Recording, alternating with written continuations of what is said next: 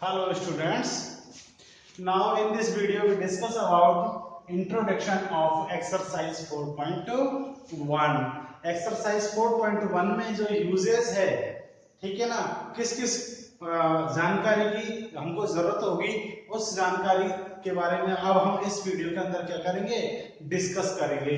तो आपको पता है जो चैप्टर 4 है वह है हमारा क्वाड्रेटिक इक्वेशंस। तो इसके अंदर इस वीडियो के अंदर हम केवल क्वाड्रेटिक इक्वेशंस के बारे में ही डिस्कस करेंगे। तो चलिए क्वाड्रेटिक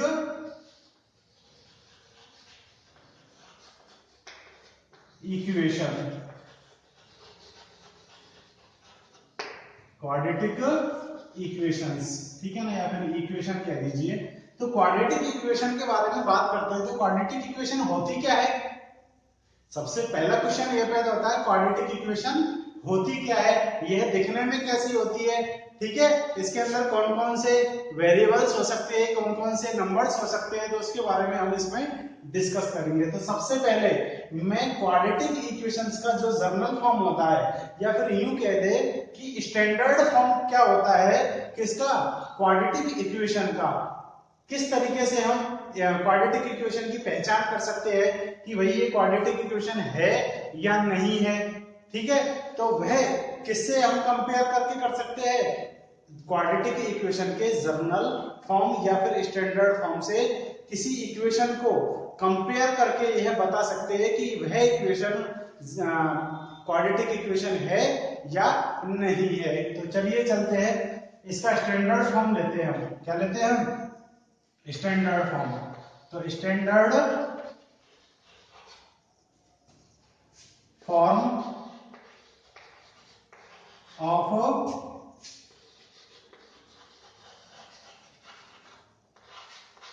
क्वाड्रेटिक इक्वेशन, इसका स्टैंडर्ड फॉर्म के बारे में बात कर रहे हैं हम, standard form of quadratic equations के बारे में। तो चलिए इसका स्टैंडर्ड फॉर्म क्या होता है, देखिए आपने क्लास 9th के अंदर भी यह पढ़ा होगा, क्या पढ़ा होगा कि यदि किसी पॉलिनोमियल की, आपने 9th के अंदर भी स्टडी की है कि यदि किसी पॉलिनोमियल की डिग्री कितनी हो, 2 हो, तो उस पॉलिनोमियल को हम क्या नाम देते हैं, क्वाड्रेटिक पॉलिनोमियल, यही कहते हैं ना, ठीक है। किसी की यदि डिग्री 3 है तो उसको क्या बोलते थे, क्यूबिक पॉलिनोमियल। तो उसी तरीके से यदि किसी इक्वेशन की डिग्री कितनी हो, 2 हो, तो फिर उस इक्वेशंस को हम किस नाम से कह सकते हैं, क्वाड्रेटिक इक्वेशंस। तो इसका जो स्टैंडर्ड फॉर्म होता है वह क्या होता है, देखो ax square plus bx plus c is equal to 0, ठीक है। ax square plus bx plus c is equal to 0। यहां पर where a is not equal to 0, a की वैल्यू क्या नहीं होनी चाहिए, 0 नहीं होनी चाहिए। अच्छा आप इसको देखिए, ax square plus bx plus c is equal to 0, equal to में क्या रहना चाहिए, 0 रहना चाहिए। फिर दूसरी जो मेन बात है इसके अंदर जो मेन बात है इस इक्वेशन के अंदर वह क्या है कि जो वेरिएबल है उसकी मैक्सिमम पावर, जो भी वेरिएबल है उसकी मैक्सिमम पावर कितनी होती है, 2 होती है। 2 से ना तो अधिक होनी चाहिए और ना 2 से क्या होनी चाहिए, कम होनी चाहिए। मैक्सिमम पावर कितनी होनी चाहिए, हमेशा 2 ही होनी चाहिए। आगे समझ में आपके, मैक्सिमम पावर कितनी होनी चाहिए, 2 होनी चाहिए। कितनी होनी चाहिए, 2 पावर होने से ही इसका नाम क्या रखा जाता है, क्वाड्रेटिक इक्वेशंस। कितनी होनी चाहिए, क्या कहते हैं इसको, क्वाड्रेटिक इक्वेशंस। तो ध्यान रखना, जिस इक्वेशन के अंदर मैक्सिमम पावर किसकी, वेरिएबल की कितनी होती है, 2 हो, तो फिर उस इक्वेशंस को हम किस नाम से जान सकते हैं, क्वाड्रेटिक इक्वेशंस के नाम से जान सकते हैं। यदि किसी इक्वेशंस के अंदर वेरिएबल की मैक्सिमम पावर 2 नहीं है तो फिर वह इक्वेशंस क्वाड्रेटिक इक्वेशंस नहीं हो सकती। क्लियर है। तो यहां पर ax square plus bx plus c is equal to 0, यह क्या है, इसका स्टैंडर्ड फॉर्म है। कौन सा फॉर्म है, ये स्टैंडर्ड फॉर्म है। और इस स्टैंडर्ड फॉर्म के अंदर a की वैल्यू 0 नहीं होनी चाहिए, क्यों नहीं होनी चाहिए भाई? बार बार में हम सुनते आ रहे हैं कि ए की वैल्यू 0 नहीं होनी चाहिए, ए की वैल्यू 0 नहीं होनी चाहिए, ए की वैल्यू 0 नहीं होनी चाहिए। अरे आखिर क्यों नहीं होनी चाहिए? वो इसलिए नहीं होनी चाहिए क्योंकि यदि ए की वैल्यू, ध्यान से देखिए, क्योंकि यदि ए की वैल्यू 0 हो गई तो फिर आपको पता है यदि ए एक्स स्क्वायर है ये, ठीक है ना, यदि ए की वैल्यू 0 हो गई तो फिर यहाँ ए की जगह जब हम 0 रखेंगे तो 0 into x square is equal to कितना आ जाएगा? 0 आ जाएगा। ठीक है, ए की वैल्यू यदि 0 हो गई तो ए की वैल्यू जैसे ही रखेंगे तो 0 इंटू एक्स स्क्वायर कितना हो जाएगा?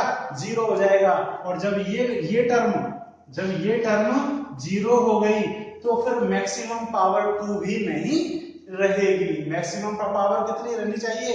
2 रहनी चाहिए। तो मैक्सिमम पावर 2 नहीं रहेगी तो फिर वो क्वाड्रेटिक इक्वेशन भी नहीं रहेगी। इसलिए इसने बाउंड कर दिया है कि ए की वैल्यू क्या नहीं होनी चाहिए? 0 नहीं होनी चाहिए। वो क्यों नहीं होनी चाहिए?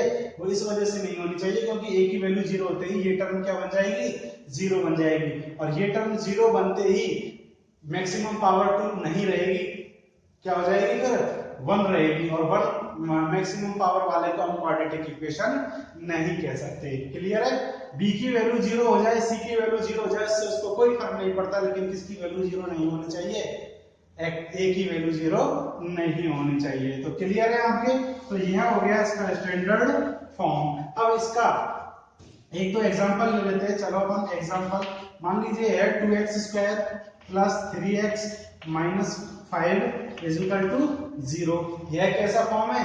जर्नल फॉर्म है। जो सॉरी कैसी इक्वेशन है? क्वाड्रेटिक इक्वेशन है। क्यों? क्योंकि इसमें मैक्सिमम पावर कितनी है वेरिएबल की? 2 है। तो यह क्वाड्रेटिक इक्वेशन हो जाएगा। और यहां पर where a is equal to कितना है इसमें? a की वैल्यू कितनी है? 2, कॉमा b की वैल्यू कितनी है? +3, ठीक है ना, कॉमा c की वैल्यू कितनी है? -5, कितनी है? विद साइन लेते हैं, विद साइन -5। क्लियर है? एक और एग्जांपल यदि हम ले तो ले सकते हैं। चलिए मान लीजिए -3x स्क्वायर या फिर y ले लीजिए। चलो -3y square plus 4y plus 3 is equal to 0 है। ठीक है ना? तो यहाँ पर कंपेयर करें यदि हम किससे? जर्नल फॉर्म से इसको कंपेयर करें तो पहले तो ये बताइए क्या ये स्टैंडर्ड फॉर्म में है? तो ये कौन सी इक्वेशन है? क्वाड्रेटिक इक्वेशन है, क्योंकि मैक्सिमम पावर कितनी है? 2 है। किसकी? वेरिएबल की। तो यहाँ पर हम यदि हम a और b की वैल्यू निकालें तो a की वैल्यू कितनी आ जाएगी? विद साइन -3, ठीक है ना। b की वैल्यू कितनी है? +4 और c की वैल्यू कितनी है? +3। क्लियर है? तो हमको यदि a, b और c की वैल्यू निकालने की जरूरत पड़ती है तो हम निकाल सकते हैं। ये a, ये b और ये c, ठीक है ना। स्क्वायर वाले मतलब यूं कह सकते हैं कि 2 पावर वाले के साथ में जो बैठा हुआ है वह a होगा, और 1 पावर, इसकी पावर कोई भी नहीं है, y की तो कितनी है? 1 है। 1 पावर वाले के साथ में कौन बैठेगा? b, और जो किसी के भी साथ में नहीं बैठेगा वो कौन होता है? c होता है। तो क्लियर है? आपके समझ में आ गया होगा कि किस तरीके से हम क्वाड्रेटिक इक्वेशन की पहचान कर सकते हैं। चलिए एक और मैं बता देता हूं एग्जांपल आपको। 3 मान लीजिए माइनस या फिर यूं कह लीजिए 4x की power 4 minus 2x square plus 3x minus 2 is equal to 0। तो मुझे बताइए क्या ये क्वाड्रेटिक इक्वेशन है? कैसे पहचान करोगे? मैक्सिमम पावर 2 होनी चाहिए, और आप देख रहे हो कि यह मैक्सिमम पावर कितनी है? 4 है। कितनी है मैक्सिमम पावर? 4 है। तो इसलिए यह क्वाड्रेटिक इक्वेशन नहीं हो सकती। क्या लिखेंगे? This is not a quadratic equation. ठीक है ना? ये क्वाड्रेटिक इक्वेशन नहीं है, because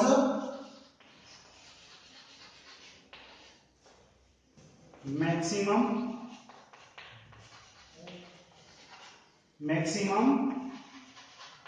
power is 4। Maximum power कितनी है इसकी? 4 है, जबकि होनी कितनी चाहिए थी, 2 होनी चाहिए थी। तो स्टूडेंट्स ये जो इंट्रोडक्शन था हमारा क्वाड्रेटिक इक्वेशन का, केवल यह हमारे 4.1 एक्सरसाइज के लिए सफिशिएंट है। ठीक है, तो कभी कभार हमको क्या होता है कि वह हमको कोई इक्वेशंस दे देता है और उसके बाद में पूछता है कि यह इक्वेशंस क्वाड्रेटिक इक्वेशन है या नहीं है। तो कई बार हमको क्या होता है कि उस इक्वेशन को सॉल्व भी करनी पड़ जाती है। उसको सॉल्व करने के बाद में जब फाइनल सॉल्यूशन उसका निकल जाता है, तब हमको देखना होता है कि उसके अंदर मैक्सिमम पावर 2 है या नहीं है। यदि 2 है लास्ट सॉल्यूशन के अंदर, तो वह क्वाड्रेटिक इक्वेशन होगी, अदरवाइज नहीं होगी। तो स्टूडेंट्स एक्सरसाइज 4.1 का यह आपका कंप्लीटली इंट्रोडक्शन था और आप लोग इसका स्क्रीनशॉट ले सकते हैं। So thank you for watching this video.